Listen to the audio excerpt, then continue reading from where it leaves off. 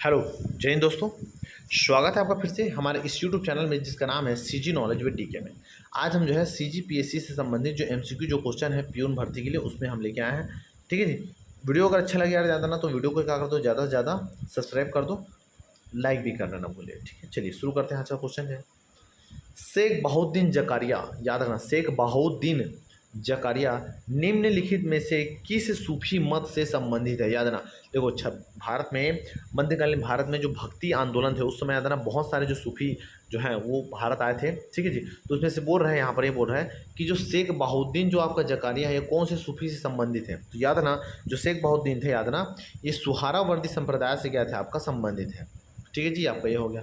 चिश्ती जो है आपका अलाहा ना ये मोहम्मद चिश्ती, वो चिश्ती संप्रदाय संबंधित। इसके अलावा कादरी और कलंदरी करके भी चलता था। ठीक है, चलिए अगला देखते हैं। मॉन्ट्रियल प्रोटोकॉल किससे संबंधित है। वेरी वेरी इंपॉर्टेंट क्वेश्चन है। जरा मॉन्ट्रियल, जहाँ पर भी मॉन्ट्रियल आ जाए आपको ओजोन परत ढूंढना है। तो याद रखना ये संबंधित है किससे, आपका ओजोन परत के अवक्षय को आपका रोकने से। आपको ये भी याद रखना है कि ओजोन दिवस कब मनाया जाता है। तो याद रखना ये मनाया जाता है आपका 16 सितंबर को। याद रखना मनाया जाता है आपका ओजोन दिवस मनाया जाता है। ठीक है, चलिए अगला देखते हैं। ठीक है, हाँ एक चीज़ याद रखना, ओजोन जो परत है वो कौन कौन से मंडल के बीच में पाया जाता है। तो याद रखना ये पाया जाएगा आपका क्षोभ मंडल और समताप मंडल के बीच में जो परत होता है उसी को बोलेंगे कौन सा, उसी को बोलेंगे आपका ओजोन परत, इसको आपका बोला जाता है। ठीक है, चलिए अगला देखते हैं। एस्ट्रोसेट उपग्रह छोड़े जाने के, एस्ट्रोसेट उपग्रह छोड़े जाने के उद्देश्य है ना, छोड़े जाने के उद्देश्य निम्न में से किस, मतलब एस्ट्रोसेट जो उपग्रह लॉन्च करते हैं वो किस कारण से करते हैं। तो याद रखना इसका मेन जो उद्देश्य होता है क्या करेंगे, खगोलीय विज्ञान, मतलब आसमान में है ना जो अंतरिक्ष में क्या है उनका अध्ययन करने के लिए इसको आपका छोड़ा जाता है। ठीक, अगला। सोडियम कार्बोनेट का जलीय विलयन क्षारीय प्रकृति का होता है, क्योंकि सोडियम कार्बोनेट का होता है। देखो जो सोडियम कार्बोनेट का सूत्र क्या है आपका Na2CO3, ये सोडियम कार्बोनेट है का जलीय घटन, मतलब इसको क्लियर कराएंगे इस आपका जल के साथ, मतलब H2 के साथ जलीय विलयन क्षारीय, जलीय विलयन जल के साथ मिला देंगे। तो जल मिला रहा है मतलब प्रोसेस क्या हो रहा है, प्रोसेस हो रहा है कौन सा आपका जल अपघटन। दोनों क्रिया करेगा ज़्यादा ना क्या बनेगा, ये बनेगा आपका क्षार। समझ रहे बात को जी। तो सोडियम कार्बोनेट का होता है, क्या होता है ज़्यादा ना, सोडियम कार्बोनेट का होता है आपका जल अपघटन, क्योंकि जल भाग ले रहा है। ठीक, अगला। सागर से ऊर्जा कहाँ निकाली जाती है। तो याद ना सागर से ऊर्जा जो है गारंटी है कि इसको नहीं बना पाओगे, नो मीन्स नो। ओके, जिसका जो उत्तर है याद ना क्या है आपका कुलशेखर पट्टनम। इंपॉर्टेंट नहीं है तो ज़्यादा ध्यान मत दीजिएगा। अगला। सर्वोच्च न्यायालय के किस निर्णय को अंतिम रूप से संसद की शक्ति को प्रभावित किया है। मतलब ऐसा कौन सा केस जो है सर्वोच्च न्यायालय में गया है जिसने संसद की जो शक्ति है उसको भी क्या कर दिया, खत्म कर दिया, मतलब पूरा हिला डाला ना। समझ रहे बात को, तो आपका वो है। तो याद रखना ये जो है कौन सा आपका केशवानंद भारती बनाम, बहुत याद रखना, बहुत ज़्यादा याद रखना आपका इंपॉर्टेंट है। केशवानंद भारती बनाम केरल राज्य है, याद रखना ये जो केस आया था आपका 1970 याद रखना आपका 3 में आया था। और ये एक ऐसा तख्ता पलट है, ऐसा एक निर्णय था जिसने क्या कर दिया, संसद की जो शक्ति है उसको प्रभावित कर दिया। इसमें ये बोला कि संसद जो है जैसे चाहे संविधान में वैसा चेंज कर सकती है, लेकिन उसके मूल ढांचे को बिना चेंजेस किए। ऐसा नहीं कि आ गया साले लोग कुछ भी चेंज कर दिया, ऐसा नहीं चलेगा।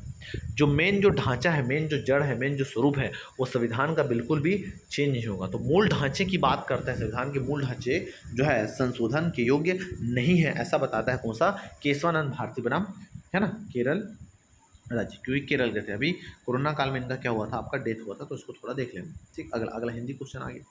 काला घोड़ा वाक्यांश में काला शब्द है क्या है, मतलब काला शब्द से वाक्यांश का में क्या अंतर आया। देखो घोड़ा शब्द का विस्तार मिला जी, नहीं घोड़ा तो विस्तार हुआ नहीं, ऐसा नहीं कि घोड़ा बढ़ गया, तो पहला तो गलत है। घोड़ा शब्द की व्याप्ति मर्यादित हुई, पता नहीं। हाँ, घोड़ा शब्द का महत्व बढ़ गया, तो ये है इसका उत्तर, घोड़ा शब्द का महत्व बढ़े। क्यों, पहले घोड़ा, लेकिन घोड़ा क्या है, काला, ये इंपॉर्टेंस है उसका कि घोड़ा क्या है भी आपका काला है। ठीक, अगला। नीचे दिए गए शब्दों में नाम धातु शब्द का चयन कीजिए। नाम धातु, ऐसा कौन सा शब्द है जो नाम धातु है। तो याद रखना इसका जो आंसर है आपको देना है कमेंट में, है ना, गेजरा फेंक देगा इसको आंसर देते, लेकिन खोजोगे तब आपका जाना होगा। थोड़ा सा बुक उठाइए, सर्च कीजिए, पता चलेगा आपको। ठीक है, अगला देते हैं। अल्प विराम का उपयोग किस स्थान पर होता है। अल्प विराम का मतलब होता है आपका अल्प, थोड़ा समय के लिए, थोड़े समय के लिए रुकना क्या कहलाएगा, आपका अल्प विराम कहलाएगा। ठीक है, जब एक ही शब्द भेद के दो शब्दों के बीच समुच्चय बोधक ना हो वहाँ पर। ठीक है, ये भी सही है। ओके, दूसरा, जब एक ही शब्द भेद के 3 या अधिक शब्द आवे, मतलब एक ही चीज़ के अलग आ रहे तो कॉमा लगा देते हैं। समझ रहे बात को जी, अल्प विराम मतलब जो कॉमा समझने के लिए, और उनके बीच विकल्प के समुच्चय बोधक रहे, तब अंतिम शब्द को छोड़ शेष शब्दों के पश्चात लगा जाता है। तो याद रखना ये भी आपका सही है, मतलब 2 सही है, मतलब इसको उत्तर क्या आ जाएगा उपयुक्त। तीनों प्रयोग है मतलब समानाधिकरण शब्दों के बीच में भी याद रखना आपका अल्प चिन्ह लगता है। ठीक है, चलिए अगला देखते हैं। भारत की राजधानी बताओ, भारत की राजधानी बताओ। इस वाक्य के अंत में किस विराम चिन्ह का प्रयोग होगा? देखो बताओ मतलब पूछ रहा है, पूछ रहा है मतलब क्या कर रहा है आपका प्रश्न पूछ रहे हैं, प्रश्न चिन्ह है। ठीक है, अगला अगला देते हैं। ठीक है, देखो सीधा आ गया, एकदम सिंपल से है, कुछ ज़्यादा तामझाम करने की जरूरत नहीं है। ठीक है जी, उम्मीद करता हूँ कि आपको जो वीडियो है ये पसंद आया होगा, कुछ आपके हेल्पफुल रहे होंगे। इसी के साथ नए वीडियो के साथ मिलते हैं, नए वीडियो के साथ नए क्लास में। तब तक के लिए जय भारत, जय छत्तीसगढ़, नमस्कार।